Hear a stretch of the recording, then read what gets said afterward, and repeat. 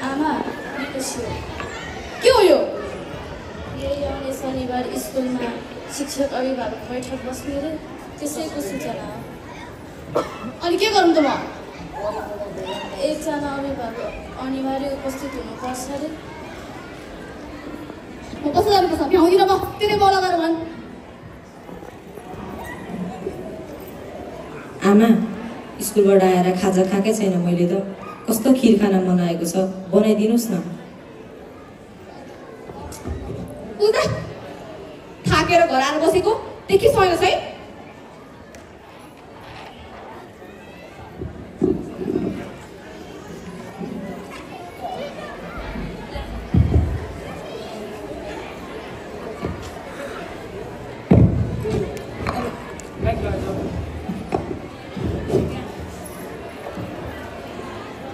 बाबु के गरिरहेको? होमवर्क गरिरहेको बुवा। ल ठिक छ ठिक छ।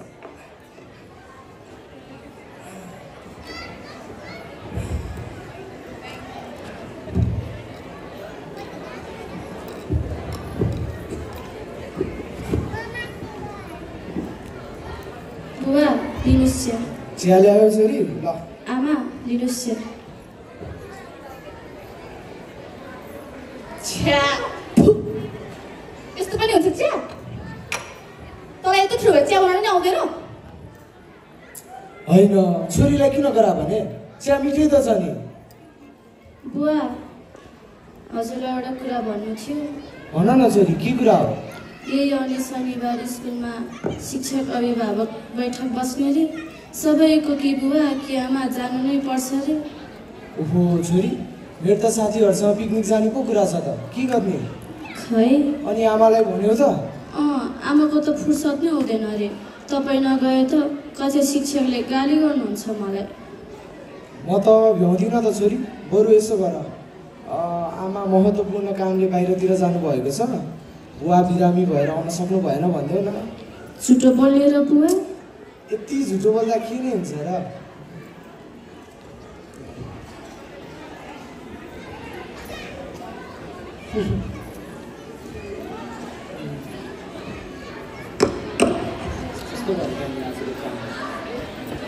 रमेशको साथी हरि साथीसँगै विद्यालय जानका लागि रमेशको घर आउँछ।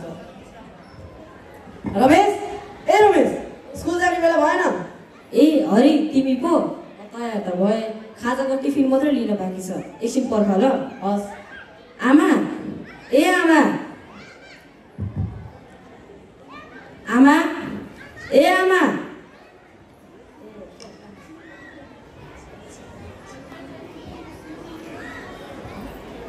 तिमी समझेको हो गरे? होइन होइन, तिमीले गर्यो? मैले त गरेँ। सबै आयो? सबै गरेँ। अनि सिमे त गर्यो? एउटा नि छोडेन?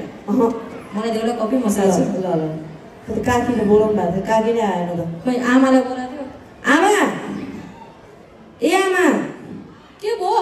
किन बोलाउँछौ यो केटो? आमा, मेरा सबै साथीले घरबाटै खाजा लिएर जान्छ। मेरो मात्र पसलको किनेको खाजा हुन्छ। आज त घरकै खाजा बनाइदिनुहोस् न। म नि घरकै खाजा लान्छु के। इला 100 रुपैयाँ जे खानु छ खा, मेरो दिमाग नखा, छिटो सुत्दा। काकी, पसलको तयारी खाजा लाग्दा सरले कस्तो गाली गर्नुहुन्छ। मलाई त आमाले सधैँ घरको खाजा पठाइदिनुहुन्छ। काकी किन रिसाउनु भएको? खोइ थाहा छैन, आउनै भएन त।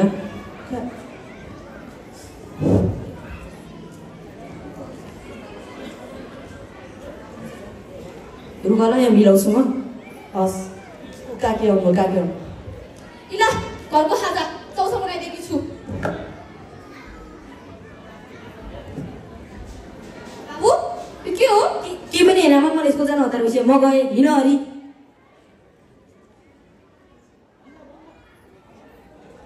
हे भगवान्, मेरो छोरा त कुलो त फसेको छ। ल पनि चुरोट पुरुटा देख्छु, कतैमा पैसाको पछि लाएर गलत त गरिन। छोरी पनि बिहानै स्कुल गइहाली, त्यसको पनि पढाइ कस्तो छ? आओस्,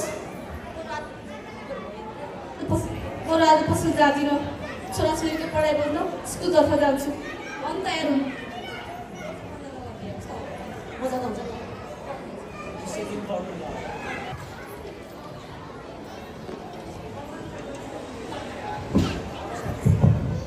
पवन सरको गृह कार्य गर्यौ तिमीहरूले? छैन पढाएको त केही बुझ्दैन। भनेपछि आज पनि सर हाम्रो होला सरल भयो। Good morning everyone. Good morning sir. ल बस्नुहोस्, तपाईँहरू बस्नुहोस्। धन्यवाद सर। सबैजना सन्चै हुनुहुन्छ? सन्चै छु सर। तपाईँलाई नि कस्तो छ सर? मलाई पनि ठिकै छ। अनि हिजो शनिबार बैठकमा के विषयमा कुरा भयो भन्ने बारे त तपाईँ सबैले थाहा पाउनै भयो होला। पायो सर। अनि साँच्चै दिपा तिम्रो त होइन के हो ढुङ्गा बोल्ला मान्छे नबोल्ने किन हो यस्तो? अझ नबोलेको हेर न।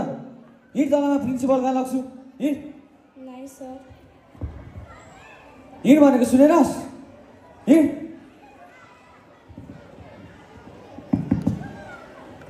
बिचरा दिपालाई के गर्नुहुन्छ होला है सरले? अब मार्नुहुन्छ होला नि। सरको घरमा जहिले झगडा पर्छ, आज नि झगडा परे जस्तो छ सरको बुढीसँग।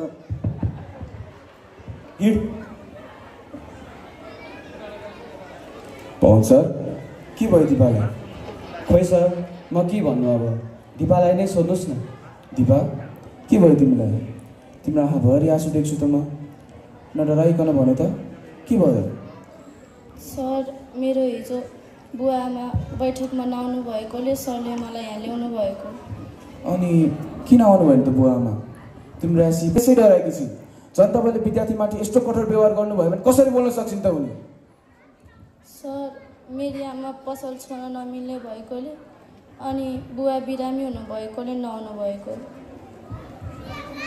सर न त यिनको कुनै विषयको गृह कार्य नै पुरा हुन्छ, न त यिनलाई सोधेको प्रश्नको कुनै उत्तर नै आउने गर्छ सर।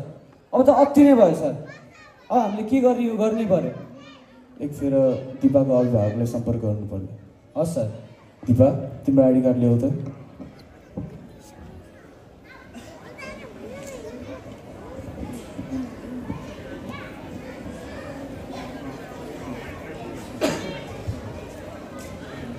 उठ्दैन त।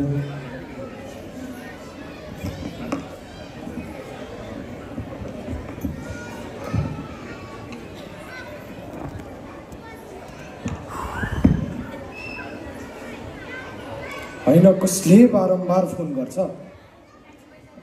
हेलो नमस्कार। नमस्कार, को बोल्नुभयो होला?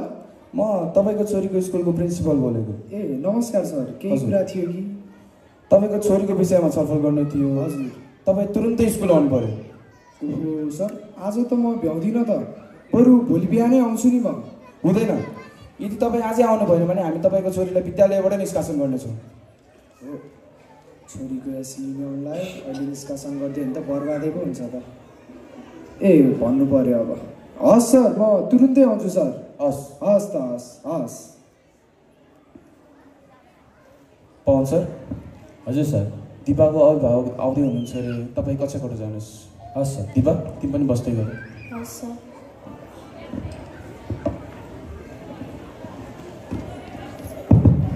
हेलो बुढी। हजुर। भर्खरै मलाई स्कुलबाट फोन आएको थियो, नपुगी नहुने भयो अरे आज। यसो गर न, तिमी घरबाट निस्केर स्कुल बाहिर गएर बस्दै गर, म पनि अफिसबाट निस्किहालेँ। ए किन बोलाएछ नि त? हुन्छ म नि आइहाल्छु नि। ल ल ल ल।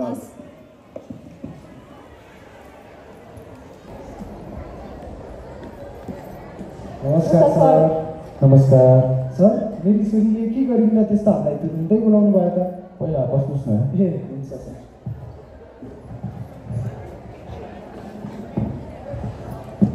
ल भन्नुहोस्, तपाईँहरूले घरमा आफ्नो छोराछोरीको लागि कति समय छुट्याउनु भएको छ? के बोल्नु भएन त?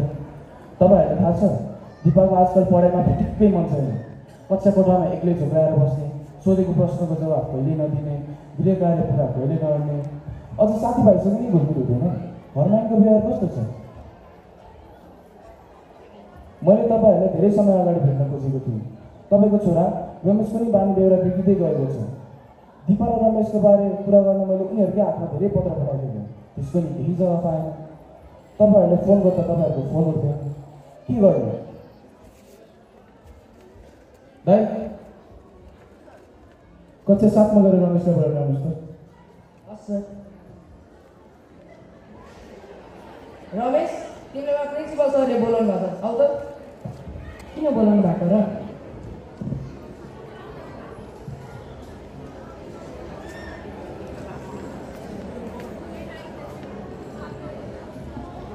रमेश, यता आऊ। सर, यसले के गर्यो फेरि? के गरेन भन्नुहोस् न बरु। साथीभाइसँग झगडा गर्ने, गृह कार्य कहिले पुरा नगर्ने, अझ साथीभाइको खाजा बसेर खाने यस्तो नियमित कार्य नै बढिसकेको छ। अझ हिजोको साथी हिमेशले भन्दै थियो कि स्कुल आउँदा जाँदा चुरोट पिउने र बिदाको समयमा त घर बाहिर निस्केर गाँजा समेत तान्ने गरेको छ अरे। मलाई किन केही समय छैन भनेको? चिठी किन नदिएको मलाई? बस्नुहोस् तपाईँ। अब छोराछोरीलाई पिटेर गाली गरेर समस्याको समाधान हुन्छ र? मैले भन्न त खोजेकी थिएँ नि बुवामा, तर हजुरहरूको समय नै कहाँ छ र मेरो कुरा सुन्नु? आमा घर आउने बित्तिकै मोबाइलमा व्यस्त हुनुहुन्थ्यो। बुवा बिहानको समयमा छ बेलुका साथीहरूसँगै रमाउनुहुन्थ्यो। हो बुवा, हो आमा। अरू साथीका बुबा आमाले गृह कार्य गर्न सहयोग गर्छन्। बच्चाहरूलाई घरको काम गर्न सिकाउने, बिदाका दिन उनीहरूसँग समय बिताउने, गृह कार्य गरेर नयाँ कुराहरू सिकाइदिने, बच्चाको पढाइतर्फ ध्यान दिने, उनीहरूको इच्छा र आवश्यकताको सोधखोज गर्ने, साथै बच्चाहरू समयमा स्कुल गए नगएको र फर्के नफर्केको ख्याल गर्ने गर्छन्। तर मेरा आमा बुवा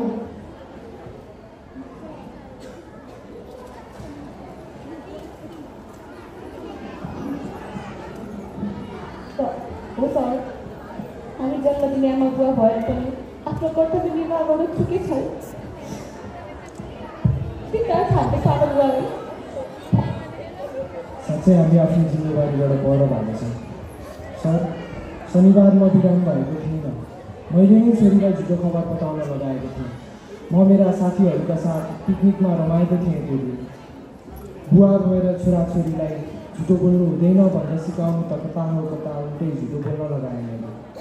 सायद त्यो दिन म बैठकमा आएको भए सबै कुरा थाहा पाइन्थ्यो। छोरी डिप्रेसनको शिकार हुन लाग्दा अनि छोरा कुलतको दलदलमा फस्दा समेत बेखबर हुनु भने हाम्रो कमजोरी हो सर, हाम्रो कमजोरी हो। तपाईँहरूलाई सबै थोक पैसा नै हो भन्ने लाग्ला, तर बुवा आमाको लागि सबैभन्दा बहुमूल्य सम्पत्ति भनेको आफ्नो छोराछोरी हुन्छ। बच्चाहरूको मानसिकता समयमा बुझ्न नसकेको कारण धेरै बुवा आमाहरूले आफ्नो सन्तान गुहाउनु परेको उदाहरण हाम्रै समाजमा देखिआएका छन्। मलाई हजुरको हातको मोबाइल भन्न मन छ, किनकि हजुरको हातमा बिहान उठ्ने बित्तिकै खाली समयमा खाना पकाउँदा चियाको चुस्कीसँगै बेलुका घर आएर पनि त्यही मोबाइलै देख्छु। यतिसम्म कि राति पनि समयमा त्यही मोबाइलै सुनसुनाउनुहुन्छ। मेरो भागको मेरी आमाको माया सबै त्यही मोबाइलले लुट्यो आमा। मलाई पनि हजुरको तिनै साथी बन्न मन छ बुवा। बिहान बेलुकी खाली समयमा र बिदाको दिन हजुरले समय बिताउने गरेर किन साथी बन्न मन छ? किनकि हजुरले हाम्रो लागि दिने समय कहिले भएन बुवा। हो, यदि म बुवाको घर बाहिरको साथी अनि आमाको मोबाइल बन्न सकेको भए मेरा पीडाहरू, मेरा चाहनाहरू, मेरा अन्तर्मनका वेदनाहरू बुवा आमाले निहाल्न सक्नुहुन्थ्यो होला। तर म त्यति भाग्यमानी रहेनछु जसले आमाको हातको न्यानो स्पर्श अनि बुवाको प्यारो साथ पाओस्। आधा रातसम्म सिरानी भिज्ने गरी आँसुको धारा गएको होस्, पढाइ लेखाइको बोझले थाकेको मन मस्तिष्क होस्। मलाई बुझ्ने, मलाई माया र हेरचाह गर्ने, मेरो एक्लोपनलाई बुझ्ने कोही थिएन। कहिले रात पर्दा र आमा बुवाले छोराछोरी के खायो, तिमीलाई कस्तो छ, तिम्रो पढाइ कस्तो चल्दैछ, आजको दिन कस्तो रह्यो भनेर घरभित्र पस्नु होला भनेर प्रायः बाहिरमा प्रतीक्षा गरिरहन्थ्यो। तर आमा बुवाको ती पैसाको बिटाले हामीलाई ती प्रश्न कहिल्यै गरेनन् आमा, गरेनन् बुवा। हो आमा, हजुरको त्यो पैसाले मेरो एक्लोपनलाई कहिले बुझ्न सकेन। हो, तपाईँहरूको यही लापरवाहीको कारणले धेरै बच्चाहरूको सुनाउनु भविष्य गन्तव्यहीन बनेको छ। तपाईँहरूको फेसबुकमा, टिकटकमा र युट्युबमा यिनै घटनाहरू सुन्दा हेर्दा तपाईँहरूको आँखाबाट आँसु झर्ला। तर तपाईँहरूकै आँखा अगाडि तपाईँहरूकै काखमा हुर्केको त्यो बच्चाको पीडा तपाईँहरूले ठम्ब्याउन सक्नु भएन। हामीलाई माफ गरिदिनुहोस् सर।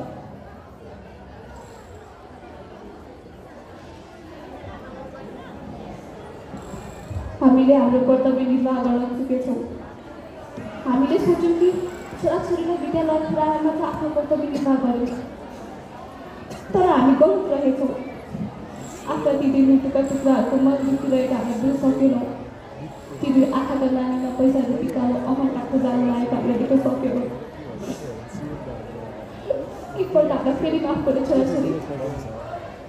ल ठिक छ, ढिलै भए पनि तपाईँहरूको घैटामा घाम लाग्यो, म खुसी छु। तर यति कुरा याद गर्नुहोस् कि त्यो सानो छोराको कलिलो मस्तिष्कमा लागु पदार्थहरूको दुर्व्यसन लाग्ने सोच अबको दिनहरूमा कहिले पनि नआओस्।